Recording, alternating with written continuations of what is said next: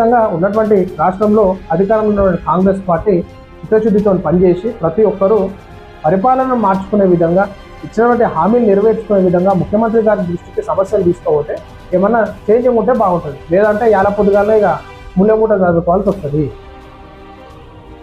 October చివరి వారం లేదా నవంబర్ మొదటి వారంలో జూబ్లీహిల్స్ ఉప ఎన్నిక ఉంటుందని భారత రాష్ట్ర సమితి కార్యనిర్వాహక అధ్యక్షుడు కేటీఆర్ అన్నారు. జూబ్లీహిల్స్ నుంచి భారత రాష్ట్ర సమితి ఏదైతే మాగంటి గోపీనాథ్ గారు మరణించడం చాలా బాధాకరం. సో మొత్తానికి వాళ్ళ సతీమణికే టికెట్ ఇస్తామని చెప్పేసి వార్తలు వస్తూ ఉన్నాయి. సో ఏ విధంగా ముందుకు పోతున్నారు కానీ మొత్తం మీద అయితే సపోర్ట్ చేయాలని చెప్పేసి కూడా వాళ్ళు కూడా ప్రచార కార్యక్రమాలు స్టార్ట్ చేస్తారు. జూబ్లీహిల్స్ నుంచి భారత రాష్ట్ర సమితి జైత్రయాత్ర మళ్ళీ ప్రారంభం కావాలని కేటీఆర్ అన్నారు.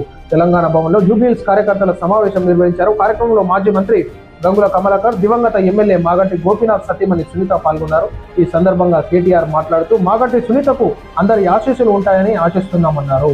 జూబ్లీహిల్స్ ఉప ఎన్నికలో భారీ మెజార్టీతో పార్టీని గెలిపించడమే గోపీనాథ్ కు సరైన నివాళి అని అన్నారు. వాస్తవం ఏదైతే తన ఆత్మ శాంతించడానికి ఘనమైన నివాళి మనం ఇచ్చేది ఏంటంటే పూలు బొక్కలు పెట్టి చెప్పడం కాదు, మనం ఆ మాగంటి గోపీనాథ్ గారి సత్యమని సునీతను గెలిపించుకోవాలని చెప్పేసి కేటీఆర్ గారు చెప్పడం జరుగుతుంది. సో ప్రజా అభిప్రాయం మేరకు ఏ విధమైనటువంటి ఆలోచనలు ప్రజలు ఓట్లతోనే ఈనాడు గెలిపించుకుంటారు కాబట్టి సో ఖచ్చితంగా ఒక మంచి నాయకుడిని మంచి నాయకురాల్ని ఎన్నుకోవాలంటే ప్రజల తీర్పు ముఖ్యమని చెప్పేసి నేను తెలియజేస్తాను.